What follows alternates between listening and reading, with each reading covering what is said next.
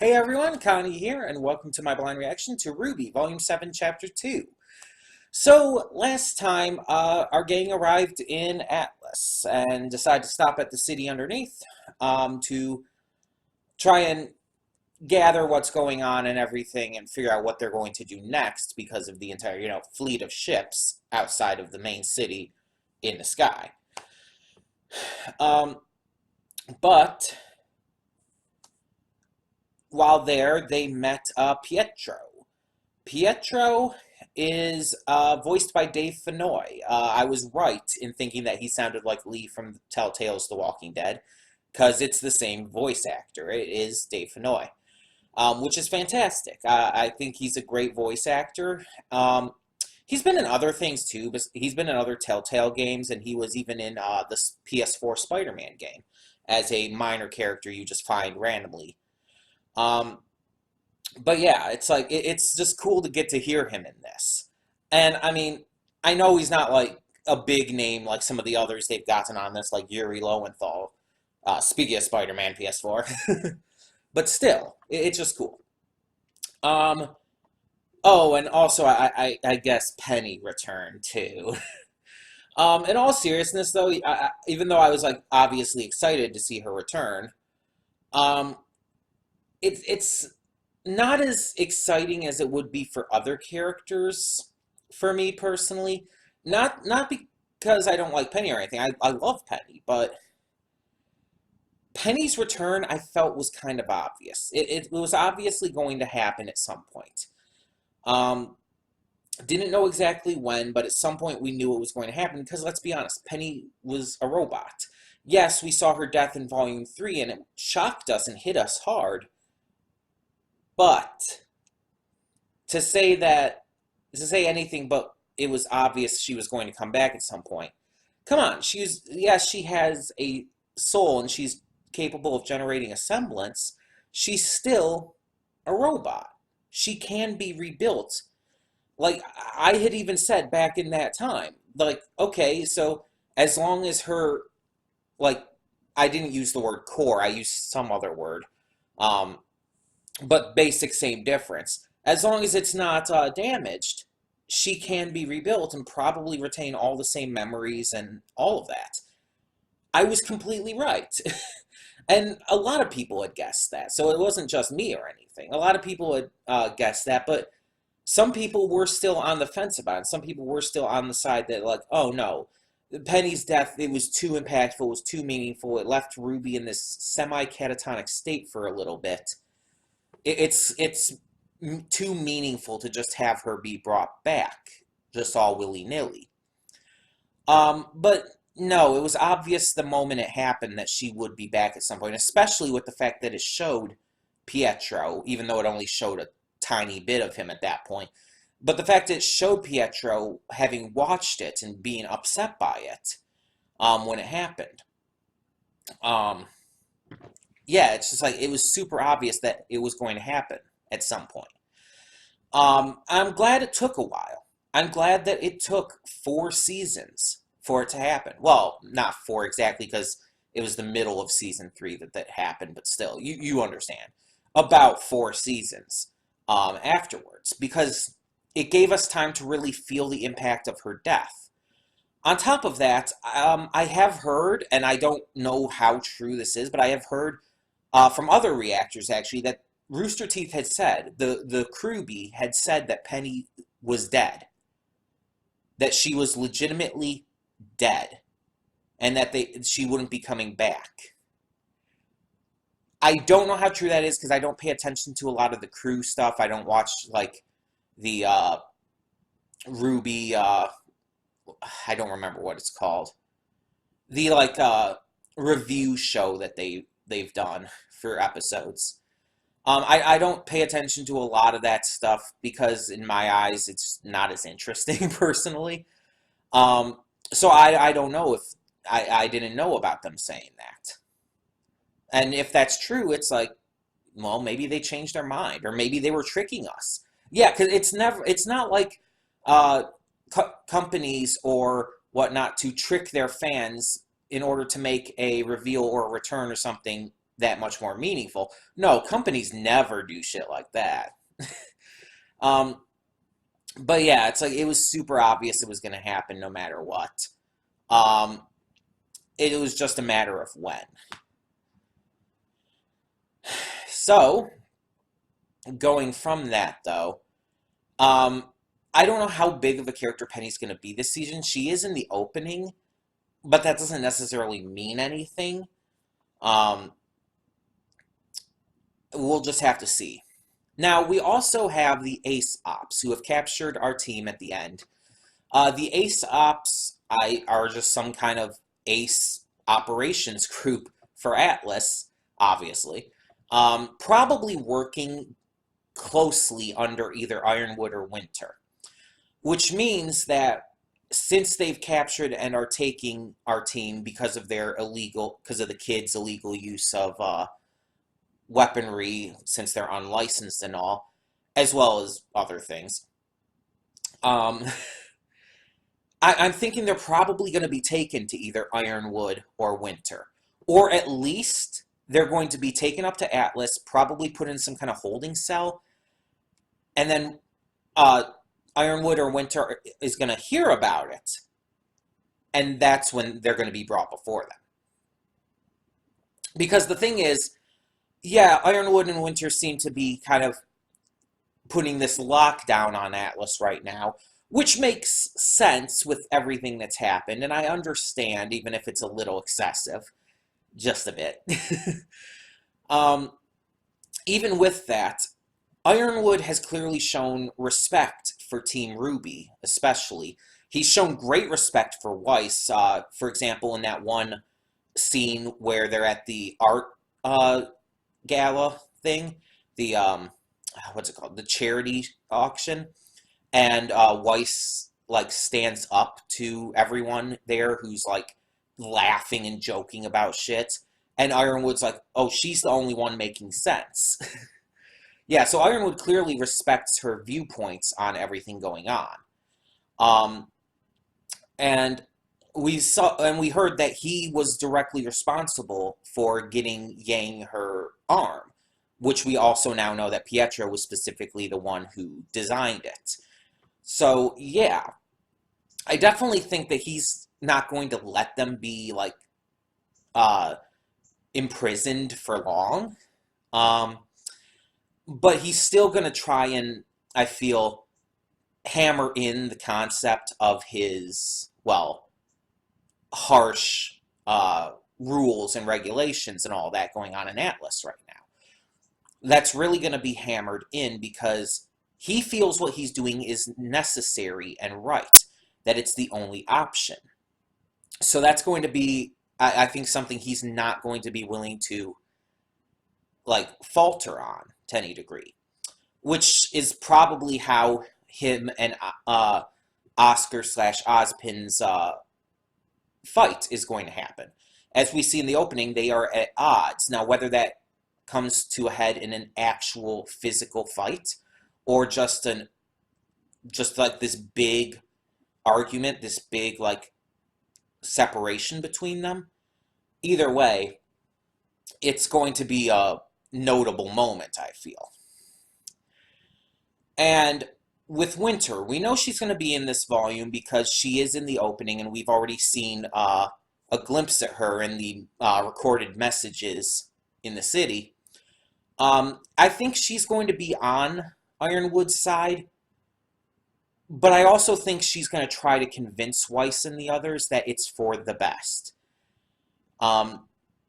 Because we've seen that Winter can both be very caring towards Weiss, but also very, militant, because she's a military person. What was her actual, like, position? I don't remember. She had an actual position that was mentioned when she first appeared, and I can't remember what it was. But yeah, it's like, it might tell us again.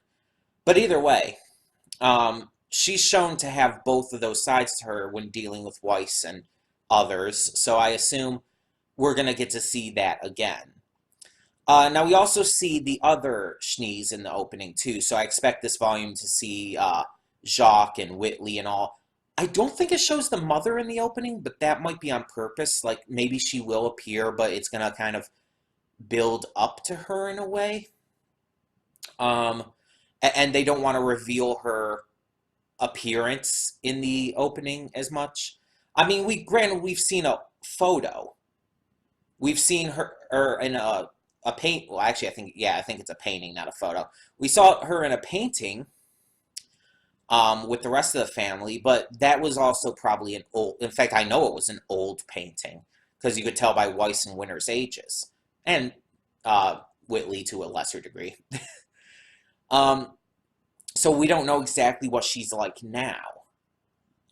People are also presuming that the Winter Maiden is going to be revealed, and she's honestly one of the people that fans are speculating could be the Winter Maiden, which I guess is possible. I don't know. It could be someone new. It could be her. I mean, Raven ended up being the Spring Maiden, so you never know. Um, I guess we'll just have to see. And Cinder's the Fall Maiden, so yeah. We'll just have, or is it the other way around? Is Cinder spring or fall? Now I'm confused. um, but either way, either way, we're definitely going to get a lot with the Schnee family, and definitely with Weiss, with her, I guess you could say, independence from them. Now her decision to separate herself from the family and be her own person with Team RWBY. And I just really want the other members of Team RWBY, especially Ruby, to stand up for her when that happens. Because that would be really just a triumphant moment for the series.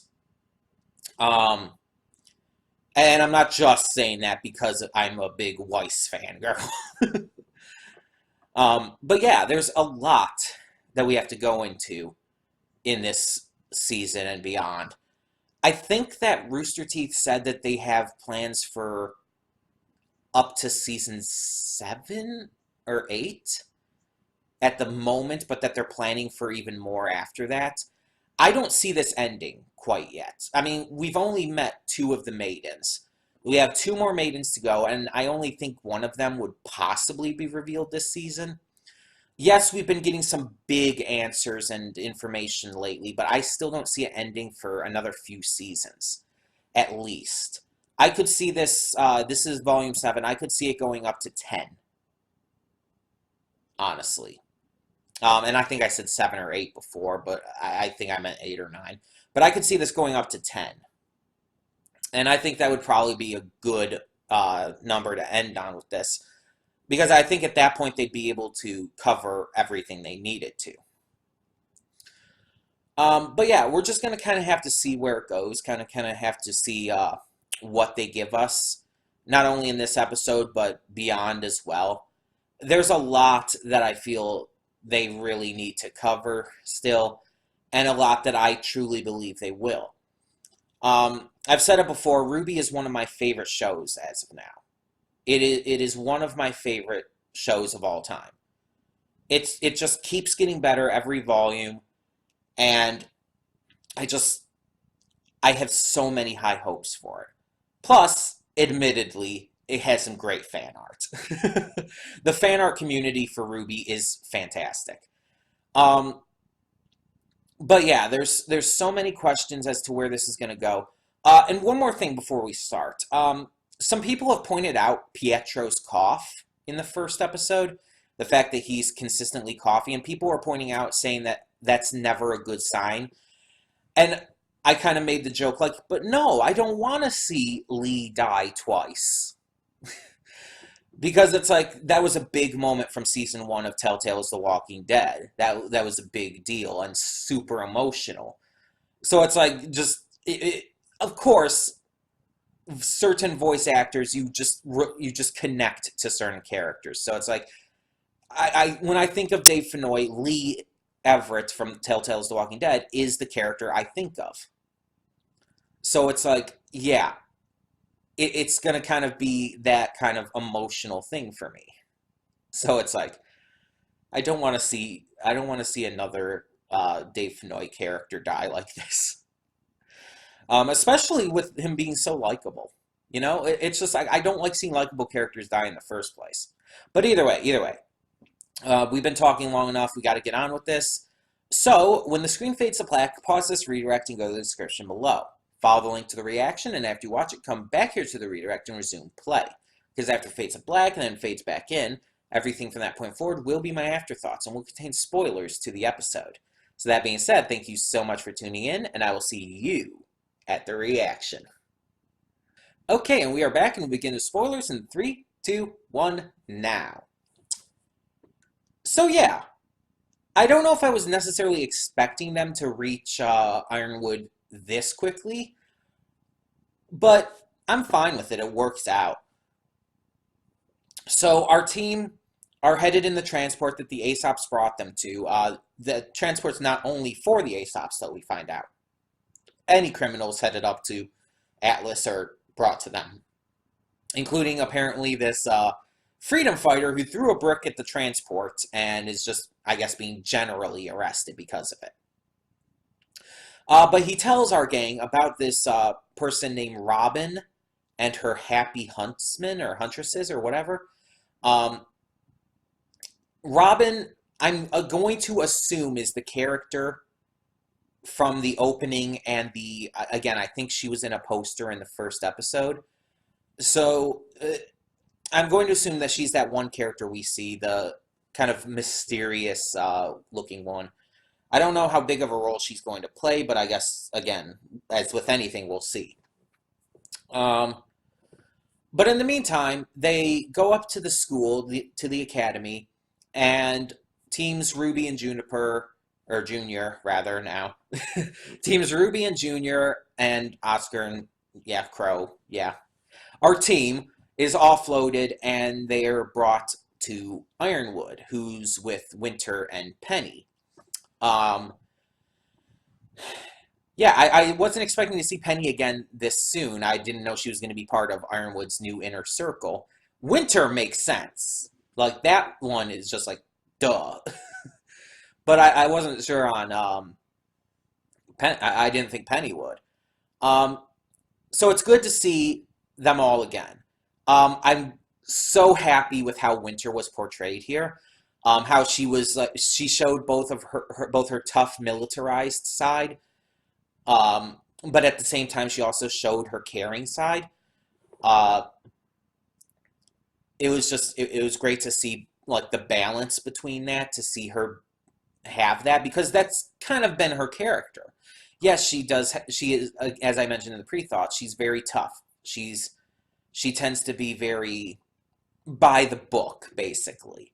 But at the same time, she's shown that she cares greatly for her sister and is willing to do what she can to help out. As we see here, the instant she sees them all and sees them all in handcuffs and all, she's like, you've got like 5 seconds to take those cuffs off before I end your whole careers. Yeah, she gonna fuck them up. So they listen, they uncuff them, and they're taken into the office as basically guests of Ironwood. And everything is explained. Ironwood explains that the entire reason for all this military presence is because of their plan, which they're going to launch Amity Arena into the, like, very, very freaking high up into the sky, basically to create a satellite. Now, obviously, Remnant is a world that doesn't have, like, the same kind of technology we have in real life. So a satellite is kind of a new concept to them. But it's an interesting one. It's interesting that they're thinking of doing that. It's going to be even more interesting to see if they succeed or not, especially with Watts there now. So we're definitely going to see more of that coming into play throughout the season.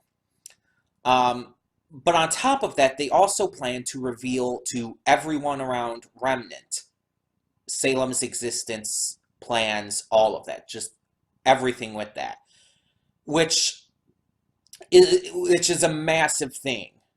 Like, seriously. as it was put, as Ironwood said, Ozpin has been fighting this battle in secrecy this entire time. Ironwood believes that it would be better to try and fight publicly, to have everyone know what's going on, and to make them aware of this big, legitimate danger plaguing the entirety of the world. He believes that it will help their fight and that it will overall lead to their victory much easier in order to destroy Salem.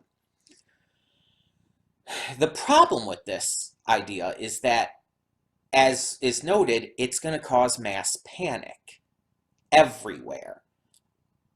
The soldiers in Atlas and Mantle are there to help ease that there, and that they're hoping that they're going to be able to use their presence and everything to make things work everywhere and all, and use the, of course, Amity Arena to bring everyone together in this mission to defeat Salem.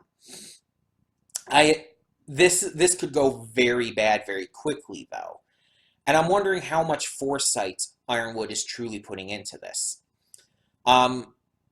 And again, I'm not saying that in a, like, necessarily like, oh, Ironwood's a terrible person and he's not thinking about the problematic aspects of this. I do believe that he would. The dude is a general. He is a tactician, a military leader. You don't think he's going to take things into account? I'm just wondering exactly how far he's looking with this. He's also got, of course, his team by his side. He has Winter, he has Penny, and he has the Aesops, all of whom are his inner circle, all of whom know currently about what's going on and are helping with in any way they can, meaning that they're all probably going to be big parts of this season. The Aesops are shown notably in the opening. Penny is in the opening. Winter and Ironwood are, so they're probably going to be notable aspects to this, and I'm really excited to see where that is taken. Speaking of, these, the Aesops themselves seem interesting. They all seem to have different personalities and looks to them, and I like that. There's the one guy who's a dog faunus. There's the really excitable girl who's like big and buff, and I really like that kind of archetype. And then there's the girl Harriet, who is kind of just a cool girl. The leader is kind of a typical leader character, at least for now. He seems to have a good head about him, though. He seems to be just like pretty smart, pretty prepared, willing to do whatever it takes to accomplish his mission, his goal, his orders. And they all seem like good people. Meanwhile, however, RWBY, who everyone has elected to agree to follow, and like, whatever your plan is, RWBY, we're with you. RWBY chooses to specifically hide information from Ironwood. When they're telling him about what happened and all, they leave out why Ozpin left. They explain they got in this accident with the train and then Ozpin just disappeared. They leave out the entire part about using the relic, finding out the truth about who Salem was, and yeah, why Ozpin left. And I'm wondering what the reasoning for that was. Is it because they think that if Ironwood knows the truth, he'll be against Ozpin as well, and then that will just complicate things? Or is it because they're hiding their own mistake? The obvious mistake of them treating Ozpin like absolute shit for something that is not his fault. And just, yeah, the fact that they were kind of terrible. I'm not going to get over that, by the way. I'm never getting over that. They were shitty to Ozpin, and he did nothing wrong. He did nothing wrong, and I'm never going to get over the fact of how shitty they were. Now we know that Ozpin is always watching though, because last season when they were in trouble, he did come to Oscar for a brief moment. But he left again, so I definitely think he will be back some point this season, whether temporarily or permanently. He will be back at some point. Now, I'm wondering how the Schnee family is going to fit into this season, because right now our main thing is like, oh, our team are at Atlas Academy. They're staying in the dorms. They're going to work directly with Ironwood and Winter and all them. I assume what's probably going to happen is that Jacques is going to find out about it and try to get Weiss back. He's going to try to force Weiss to return. Or force Ironwood, maybe even to force Ironwood to force Weiss to return. Because that seems like the kind of person he is. He's super controlling and a complete and total dickbag. So he definitely wants Weiss back in order to control her, in order to make her basically sit under his thumb.